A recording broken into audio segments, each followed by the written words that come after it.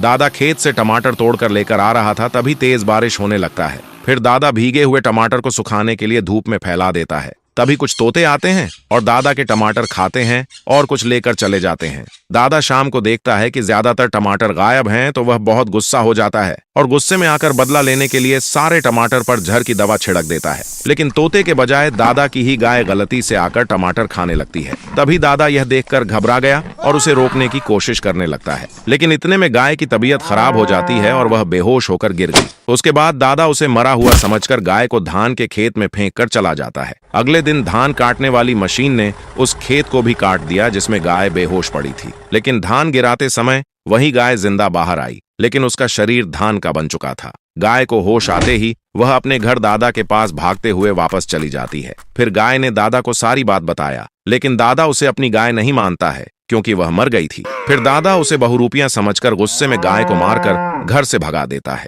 फिर गाय एक उम्मीद की किरण लेकर शहर चली गई कि शायद वे लोग मदद करेंगे, लेकिन शहर वाले भी उसे बेकार समझकर उसे मार मार कर भगा देते हैं। उसके बाद गाय परेशान होकर एक गांव में चली गई कि शायद गांव वाले नहीं मारेंगे, लेकिन गांव वाले उसे पहचान जाते हैं और दादा से गाय को वापस लाने का अनुरोध करते हैं। दादा गांव वालों की बात मानने के बजाय उसे बेवकूफ कहकर डांट कर भगा देता है। फिर गांव वालों ने उसे अपने ही गांव में रखने का फैसला किया और पेट भरकर खाना खिलाया। लेकिन कुछ दिन बाद एक बहुत बड़ा कमाल हुआ और गाय लगातार ढेर सारा धान देना शुरू कर दिया। उसके बाद गांव वालों ने सारा धान ट्रक में डालकर शहर में बेच देते हैं, जिससे देखते ही देखते एक मामूली सा गांव एक बड़ा सिटी बन गया। लोग वहां घूमने आने लगे। दादा गांव की अमीरी के चर्चे टीवी पर देखता है तो गाय के प्रति उसका विचार बदल गया और तुरंत वह गाय को उठाने के लिए एक गाड़ी लेकर गांव में चला जाता है। फिर गांव वालों को मेरी गाय कहकर उसे उठा लाता है ताकि वह भी अमीर हो सके। दादा उसे लाने के बाद बोला, तू मेरे लिए ढेर सारा धान दे वरना कमरे में बंद कर दूंगा। गाय यह फैसला वीडियो देखने वालों के ऊपर छोड़ दिया और बोली, आप लोग लाइक सब्सक्राइब करके कमेंट यस या नो लिखकर बताओ कि दादा के लिए धान दूं या नहीं।